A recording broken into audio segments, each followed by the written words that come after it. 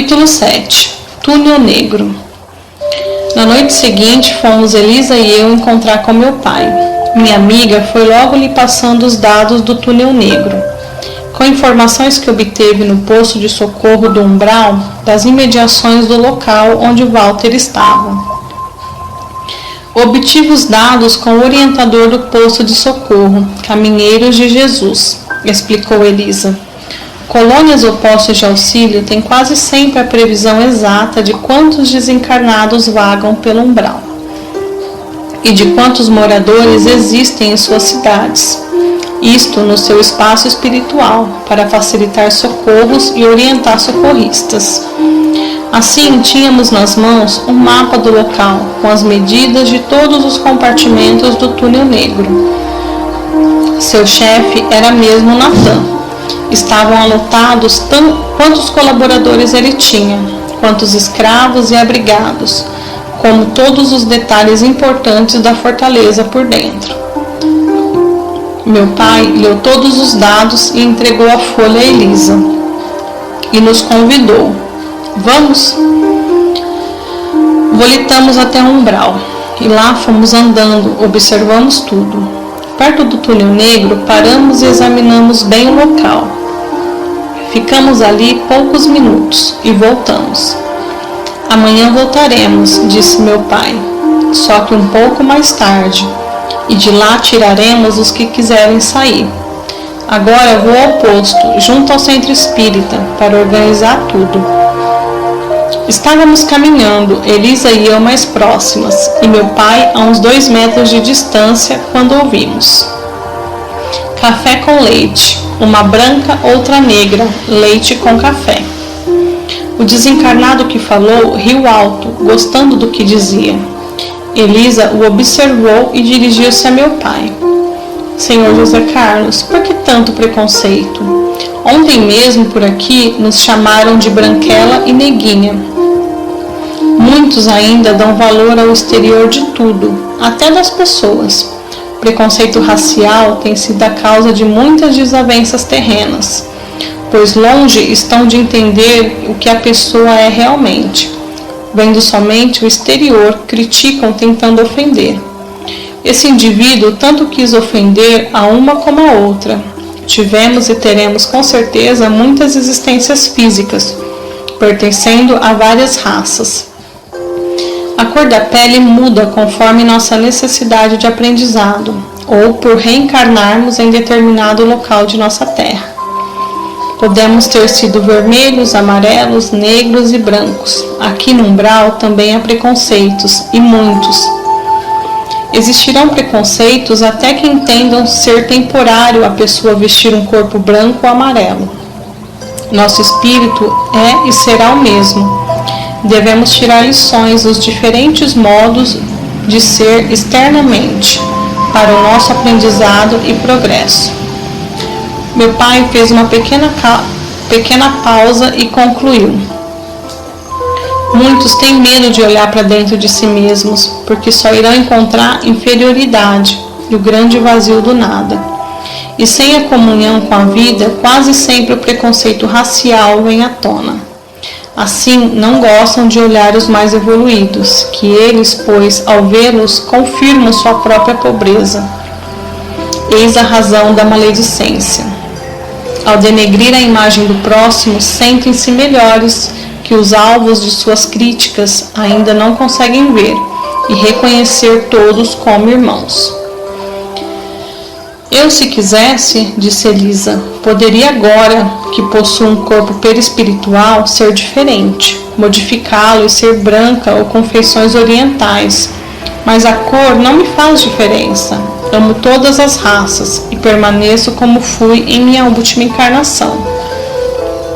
Para os que compreendem, o exterior não faz diferença, disse rindo meu pai. Uma das minhas encarnações que recordo com carinho foi na Índia, em que fui bem escuro, quase negro. Eu também já recordei muitas de minhas existências. Também já vesti um corpo físico, negro, e não me fez diferença.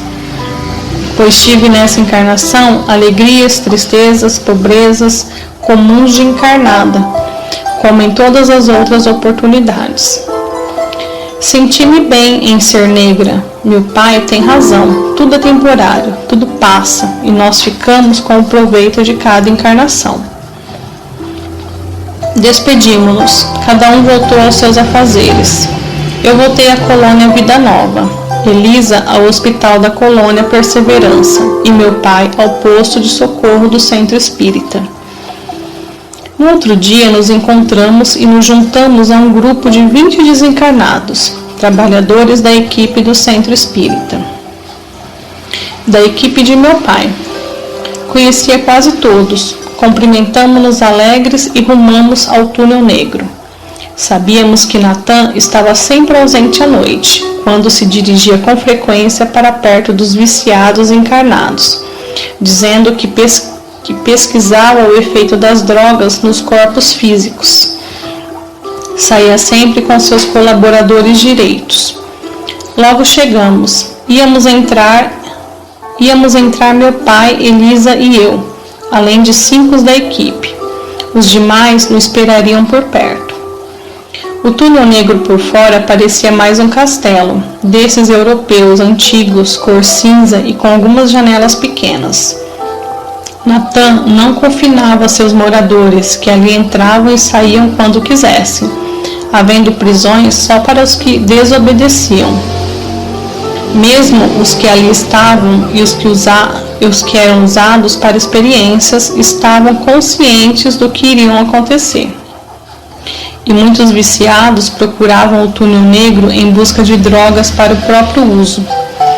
É claro que para conseguir o que desejavam, tinham que se submeter às regras da casa. A entrada do hospital, assim eles gostavam de chamar o lugar, era vigiada. Natan não admitia falhas e seus ajudantes o temiam. Os drogados desencarnados e também encarnados, desprendidos pelo sono físico, entravam ali facilmente. Muitos encarnados transitavam pelo umbral, uns trabalhadores do bem para ajudar, outros à procura de seus objetos de prazer. Os encarnados viciados são bem-vindos em muitos lugares parecidos, como o túnel negro. Isso porque lá recebem incentivos para continuarem no vício e também orientação para viciar os outros. São instruídos para continuar no erro e fazer o que eles querem. Pensam esses encarnados que estão como amigos e acabam como fantoches nas mãos deles. Os drogados vêm sempre ao túnel negro em busca de sensações que o tóxico lhes proporciona, e Natan, por aquela área no umbral, tinha a fama de alimentá-los, no objetivo de seus desejos. Ficamos rente à parede externa, perto da porta da frente. Os guardas estavam no momento do outro lado, quando meu pai, representando um viciado, entrou na saleta, como se procurasse drogas. Veio atendê-lo uma enfermeira ou atendente, uma desencarnada que anotava tudo o que se passava por ali. Acostumada a receber encarnados, atendeu-o normalmente, sem desconfiar de nada. Quero falar com o Dr. Natan, disse meu pai. Ele não está no momento, respondeu a mulher. Chame-o para mim, insistiu meu pai. Não posso importuná-lo e não sei onde ele está. Você vai ter que aguardar. Vá chamá-lo, moça, falou meu pai. Trouxe o material que há tempos ele procura. A mulher virou-se e entrou pelo outro lado, indo a outra sala. Rapidamente, papai nos deu sinal para entrar. Passamos da sala para um corredor e por muitas outras salas ou cômodos. Ali não havia enfeites como os costumamos ver nas cidades umbralinas. Existem muitos corredores e para iluminar a casa por dentro, colocaram archotes nas paredes. Viam-se também alguns quadros com desenhos alucinantes, que tiravam a monotonia do cinza de suas paredes. Havia ali poucas cadeiras, parecia só ter o essencial. A casa possuía área de lazer e acomodações, e articulares aos seus moradores. Eram cômodos parecidos com uns aos outros. As prisões eram celas pequenas e individuais.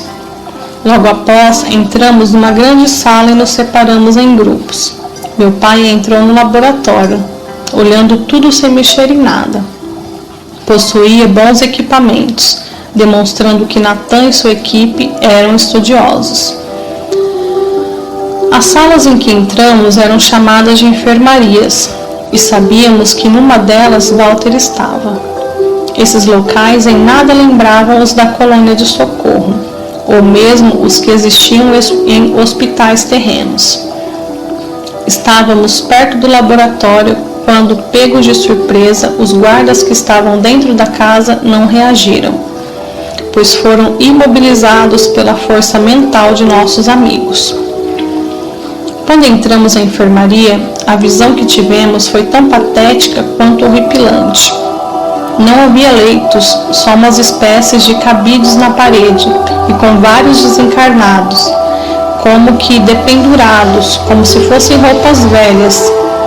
Elisa e eu ficamos perplexas diante de visão tão triste. Minha amiga sufocou o grito quando viu Walter entre eles. Correu ao seu encontro, tirou-o de lá e ele caiu em seus braços. Meu pai veio até nós e, em fração de segundos, foi tirando todos e colocando diante da porta, para que nós duas os encaminhassem para a saída. Não conseguíamos movê-los. Apavorada, indaguei ao meu pai: que faço? Empurre-os. No corredor havia carrinhos, talvez para transportá-los. Colocamos todos dentro, pois não conseguiam andar, e os levamos para fora. Quando passamos pela saleta de entrada, um alarme tocou forte e estridente, parecendo uma buzina alta. A fortaleza foi vasculhada por nós, e todos os que quiseram sair foram tirados de lá. Fizemos então uma fila, dando as mãos, e puxamos até o vale perto do túnel negro, onde os outros da equipe nos esperavam. Alguns dos desencarnados que estavam presos foram amparados. O castigo para eles era ficar sem o hipnotismo de Natan, e sem isso privados da droga. Mostravam-se desesperados. Tínhamos pressa porque os guardas imobilizados logo voltariam ao normal e poderiam vir atrás de nós ou chamar por Natan. E não queríamos um confronto agora com ele. Precisávamos auxiliar todos que queriam ajuda, e os socorridos estavam assustados, sendo que alguns não sabiam direito o que estava acontecendo e nos olhavam com medo. Meu genitor falou para eles: aqui estamos em nome de Jesus para ajudar os que querem. Levaremos vocês a um local de socorro, onde serão tratados com bondade e curados de seus males. Os viciados receberão tratamento especial e ajuda para se livrarem do vício. Convidamos todos a nos acompanhar, porque tiramos vocês de lá, mas levaremos só os que quiserem. Vamos prosseguir, e os que não desejarem ir conosco podem voltar. Levaremos, porém, os que não estão em condições de decidir. Muitos voltaram, inclusive alguns que estavam presos. 30 desencarnados ficaram conosco, e juntos fomos para o posto de socorro do centro espírita. Já nos esperava a equipe médica, com os enfermeiros, e nos pusemos a trabalhar. Seriam feitos os primeiros socorros em muitos deles. Walter e seus companheiros, que estavam dependurados, permaneciam inconscientes e completamente dependentes das sensações das drogas administradas a eles através do hipnotismo de Natan. Desencarnados viciados iam ao túnel negro em busca das drogas, mas Natan hipnotizava-os, fazendo-se sentir como se estivessem desfrutando o objeto de seu desejo, como maconha, cocaína, heroína, etc. Hipnotizados, esses imprudentes desencarnados serviam para experiências desse médico, que lhes sugava os fluidos vitais, para si e para seus companheiros. Os viciados pensavam que tomavam as drogas, e assim também os que vagavam por ali. Julgavam que lá havia tóxicos. Natan não tinha nenhuma droga no túnel negro, e suas experiências eram cruéis. Os desencarnados se alucinam e se degeneram muito mais que os encarnados. Com os tóxicos, deformam seus perispíritos, sendo muito triste vê-los. Todos estavam muito magros, pálidos, sem energias psíquicas, abobalhados e com o pensamento fixo nas drogas. Walter era loiro, de cabelos curtos, mas de olhos fundos, vidrados e os lábios roxos. Elisa o reconheceu mais por senti-lo do que visualmente. Isso acontece muito no plano espiritual, de uma pessoa reconhecer a outra sentindo, pois o perispírito muda muito. Todos os inconscientes e os semi-inconscientes foram medicados e colocados nos leitos. Os outros também tiveram os primeiros cuidados. Alguns dos colaboradores que serviam a Natan também estavam ali, mas desconfiados. Não eram viciados. Trocaram de roupa e ficaram conversando com os trabalhadores desencarnados do centro espírita, que gentilmente os elucidaram as suas dúvidas. Meu pai trabalhou na ajuda por 2 horas e depois voltou ao corpo físico.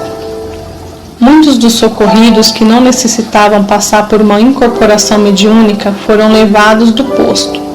Os viciados conscientes seguiram para hospitais do plano espiritual, próprio para eles. Alguns se dirigiam para suas colônias de origem. Os servidores de Natan que pediram ajuda foram encaminhados para a colônia na escola da regeneração, para adaptar-se à nova vida que lhes era oferecida. Permaneceram no posto do centro espírita só os que precisavam passar por um trabalho mediúnico de incorporação, quando teriam a consciência retomada, inclusive com a transfusão de fluidos, e então poderiam escolher se queriam ou não a ajuda oferecida. Muitos desses desencarnados se mostram com o perispírito deformado pelo vício, pelos castigos e pelas experiências. Encaminharam-se rapidamente os socorridos para a colônia, por 2 motivos: para começar imediatamente o tratamento que necessitavam e para iniciar o aprendizado que os libertaria daquela subjugação. E também porque sabíamos que se Natan os chamasse, acostumados que estavam a obedecê-lo, voltariam ao túnel negro, e nas colônias essa volta seria mais difícil, por estarem mais longe da crosta e fora do alcance das mentes trevosas. Os que precisavam ficar no posto foram acomodados em quartos isolados, e aqueles que ainda não tinham consciência de suas situações ficaram em leitos, amarrados, não podendo sair. Agora teríamos que esperar o dia certo, em que os encarnados e desencarnados se reuniriam para o trabalho de equipe, onde os nossos socorridos seriam orientados em uma sessão, junto aos médiuns da casa. Elisa ficou no posto, cuidando de Walter e de todos os que ali estavam, ajudando os trabalhadores desencarnados da casa. Voltei aos meus afazeres nas salas de aula do curso que ajudava, esperando ansiosa o desenrolar dos acontecimentos.